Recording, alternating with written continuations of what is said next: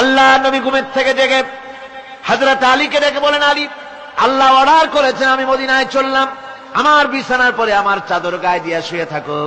হযরত আলী বলেন, আল্লাহর হাবিব, আপনার চাদর গায়ে দিয়ে ঘুমিয়ে থাকবো, সকালবেলায় কাফির বেঈমানেরা আপনার বিছানার পরে আপনার চাদর গায়ে দেওয়া অবস্থায় আমি আলীকে তারা মুহাম্মদ মনে করবে, আর আমি আলীকে নবী মনে করে তারা তাদের তরবারি দিয়া কেটে কেটে টুকরা টুকরা করে আমারে বিদায় করে দেবে দুনিয়া থেকে।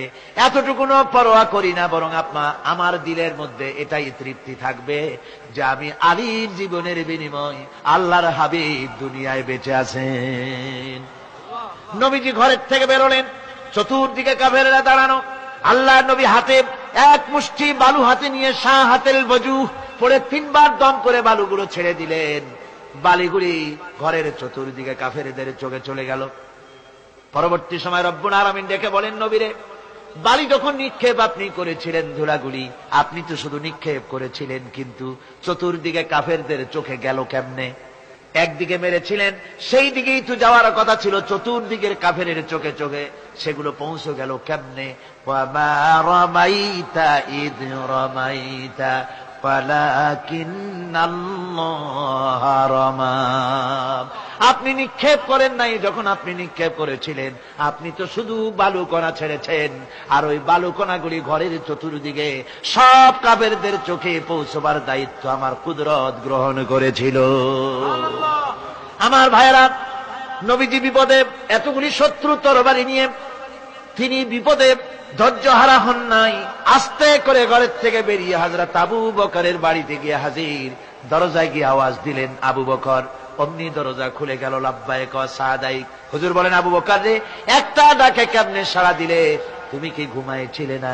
হযরত আবু বকর বলেন, হুজুর, আপনি বলেছেন আমাকে নিয়ে হিজরত করবেন, আমি মনে মনে চিন্তা করেছি, না জানি কত রাত্রে নবীজি আসেন, উঠতে যদি আমার দেরি হয়ে যায়, নবীজি যদি দরজার কাছে দাঁড়ায় দাঁড়ায় আমারে ডাকাডাকি করে, আর আমি যদি ঘুমায় থাকি, তাহলে আল্লাহ নবীর সঙ্গে বেয়াদবি হয়ে যাবে।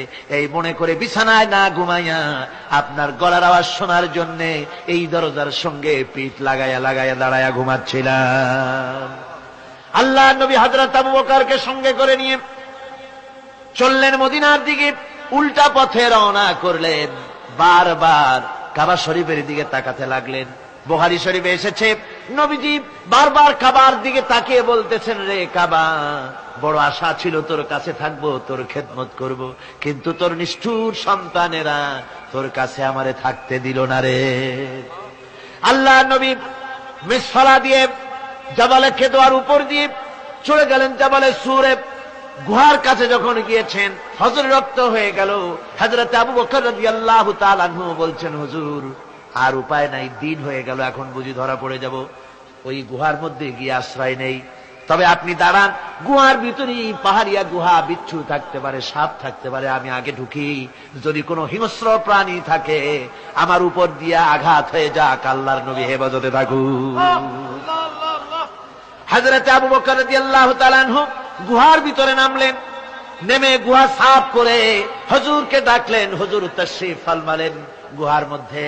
হুজুর বলেন, আবু বকর, হেঁটে হেঁটে কষ্ট হয়ে গেছে, তুমি বসো, তোমার উরুর উপরে মাথা রেখে আমি একটু ঘুমায়ে যাই। আল্লাহর হাবিব ঘুমায় গেলেন। হযরত আবু বকর লক্ষ্য করে দেখেন চতুর্দিকে অনেকগুলি গর্ত দেখা যায়। এই গর্ত থেকে সাপ আসতে পারে, বিচ্ছু আসতে পারে মনে করে নিজের গায়ের চাদর ছিঁড়ে ছিঁড়ে গর্তগুলি বন্ধ করা শুরু করে দিলেন। কয়েকটা গর্ত বন্ধ করার মতো চাদর আর নাই, পাও দিয়ে চেপে ধরলেন। এক পাহাড়িয়া বিষধর সাপ বেরোবার জন্য চেষ্টা করে বেরোবার পথ খুঁজে না পেয়ে হযরত আবু বকরের পায়ের উপরে দংশন করেছে। বিষের যন্ত্রণায় হযরত আবু বকরের চোখ থেকে পানি দরদর করে পড়ছে। রাসূলুল্লাহর ঘুম ভেঙে গেল। আল্লাহ নবী তাকে বলেন, আবু বকর, চোখে পানি কেন? বাড়ির কথা বুঝি মনে পড়ে গেছে? হযরত আবু বকর বলেন, ইয়া রাসূলুল্লাহ, আল্লাহর নামে কসম করে বলি, যেই দিন আমি ঈমান এনেছি ওই দিন থেকে আমার মা বাপ, আমার কোলে আমার সন্তান, আমার স্ত্রী, আমার জায়গা জমি ঘর বাড়ি, এমনকি আমার নিজের আত্মার চাইতে হুজুর আপনারে ভালোবাসি বেশি। তাহলে কাঁদো কেন? হযরত আবু বকর বলেন, হুজুর, বাড়ির জন্য কাঁদি না, ছেলে পেলের জন্য কাঁদি না, সাপে দংশন করেছে, যন্ত্রণায় কাঁদতেছি। আল্লাহ নবী সঙ্গে সঙ্গে মুখ থেকে থুতু বার করে যন্ত্রণার জায়গায় লাগাই দিলেন। সঙ্গে সঙ্গে যন্ত্রণা বন্ধ হয়ে গেল। হুজুর বললেন, আবু বকর, প্রথম যখন তোমার এই আঘাত করেছিল সাপে, আমাকে কেন তাড়াতাড়ি বলো নাই? এতক্ষণ তো তোমার কষ্ট হতো না। হযরত আবু বকর বলেন, ইয়া রাসূলুল্লাহ, ওটা তো সাপে কাটার যন্ত্রণা, ওই যন্ত্রণায় আমার রক্ত জ্বলতেছে, যন্ত্রণায় যন্ত্রণায় আমার কলেজাটা যদি ফেটেও যেত। আল্লাহর হাবিব আরাম ফরমাচ্ছিলেন, আমি তাকে আরামে বিঘ্ন ঘটাতে পারতাম না।